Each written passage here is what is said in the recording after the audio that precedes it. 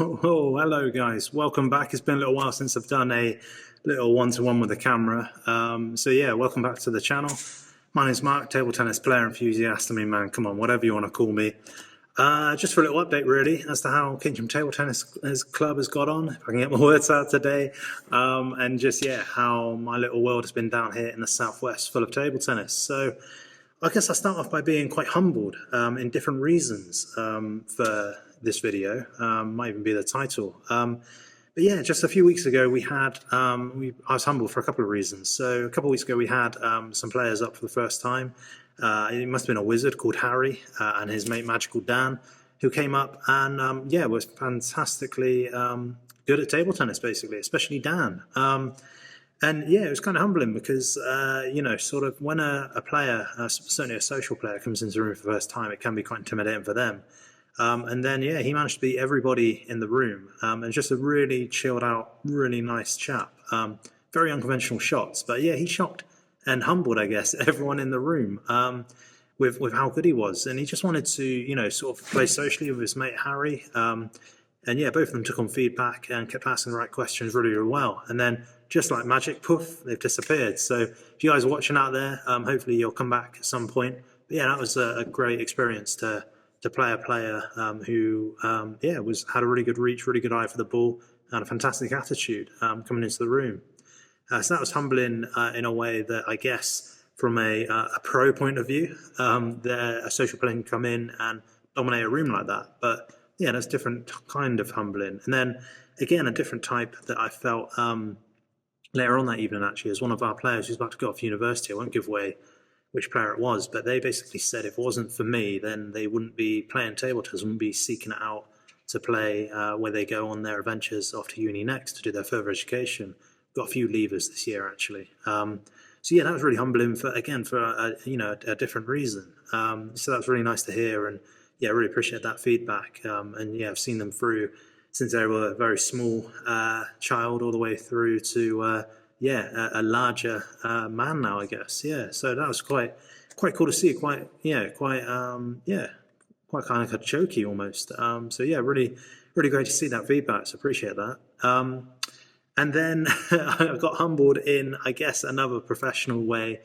It was about 2 weeks Friday when the Olympic Park came to Cabot Circus here in Bristol. So I knew it was coming. Amanda from Table Tennis England, Southwest Rep, who's doing a great job, she put me on to the fact that theyese outdoor tables are coming. I didn't know if they're indoor or outdoor at the time, but yeah, they're outdoor. A couple of tables set up by the viewing station.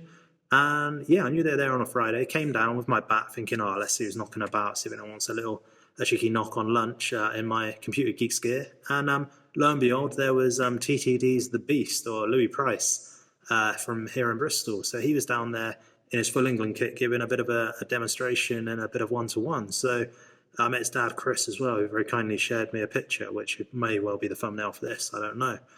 But yeah, so yeah, that was great. So I got to play with Louis, interact with him, try and stop some of his big attacking shots. I couldn't step back too much because I had some kids playing directly behind me. But yeah, it's a really humbling experience to play a player like that. So yeah, really in the past few weeks, there's been sort of three types of being humbled, basically. So yeah, it's been really cool.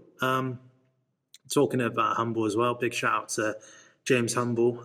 He's doing his own thing out in Dubai and Morocco, and he's some big TikTok celebrity now. So if you get a chance to jump on Instagram or TikTok or whatever, wherever you consume your content from, then yeah, he's all over that. He's a former player from Keynsham Table Tennis Club, and then went on to play for our Key Centre team as him and Chris Zekos are some of the first players we put into the league as teenagers. So that's really cool to interact with him a little bit and see what he's doing.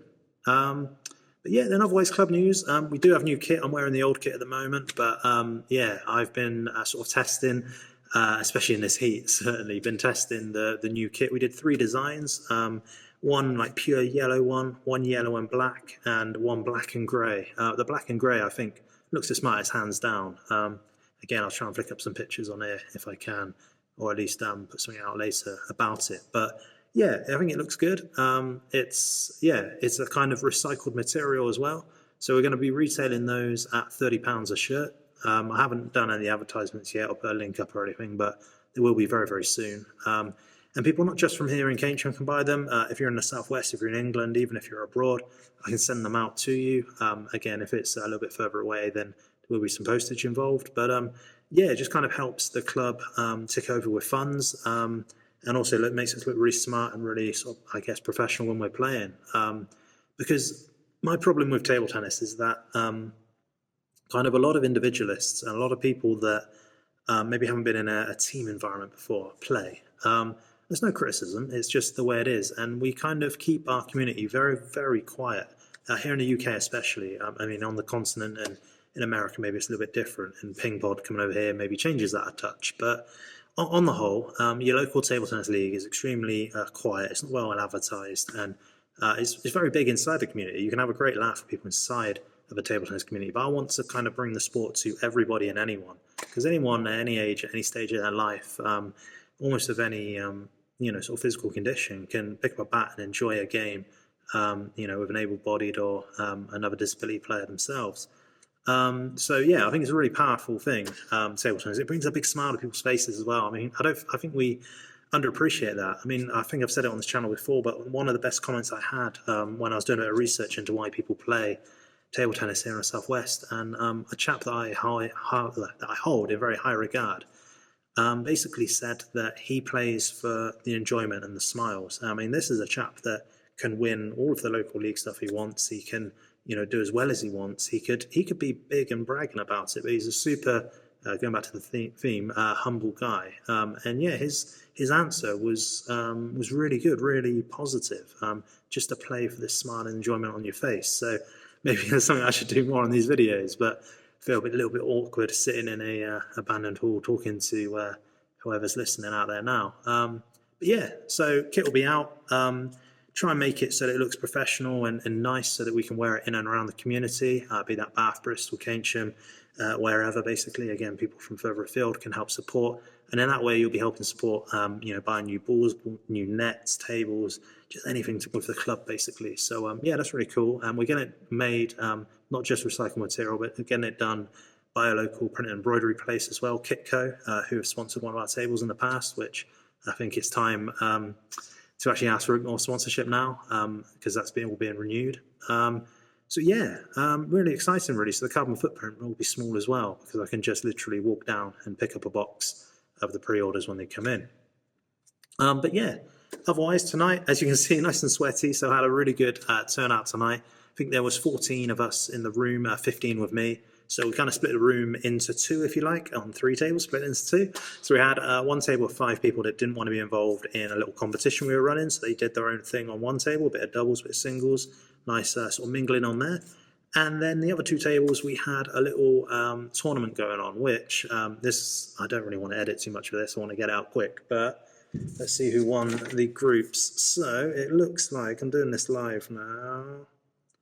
It looks like Zion won 3 games in Archie's group, so I think he's the winner. Yeah, Zion won his group, Archie's group.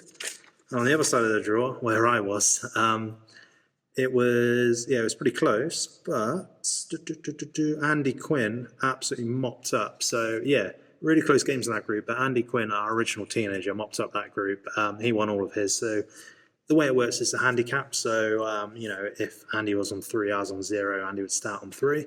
And then we play the game out up to 21. So, yeah, everyone who either kind of wins or loses more, depending on if we win them all or lose them all, will get different points movements. So we've done that throughout the summer. So I've somehow managed up on -4. So tonight I actually lost 3 of mine. I only won 1 because I had to give away some big points. So I will be changing to -3 next week. And Andy, for instance, winning all of his games, he was on a handicap of 3. So he had a 7 start on me. He will be actually moving to a handicap of 2 difference now. So he'll be on 1. So next time be a lot closer game, hopefully. Our personal game was 21-18? No, 21-14 to Andy. So yeah, that shows that handicaps are really working there. 7-point difference in score and in the points given. So yeah, just makes for a more fairer game. And we had some players who are purely social, so me and Andy are both league, but we had some social players playing in that as well.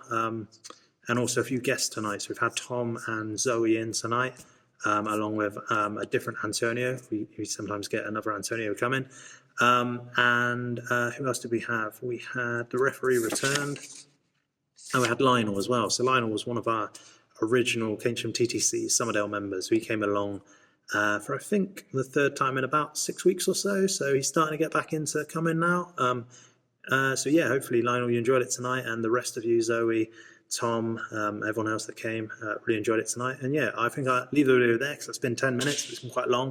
But yeah, please do follow the journey on here. I've just recently uploaded a really good video of my only legit Bath Prem win. Sorry, Jim Stevens, if you're watching, or James Stevens, your official name. So yeah, apologies for that, James, but it had to go up. So yeah, it's the only game I won, 3-1. So yeah, some really good points in that. Also, the game before that against Andy Barnes was a really close 3-2 loss. But yeah, fantastic second set in that one if you want to see some rare attacking shots from me. But yeah, anyway, you've been great. Hopefully you'll get to a table this week, pick up a bat and play.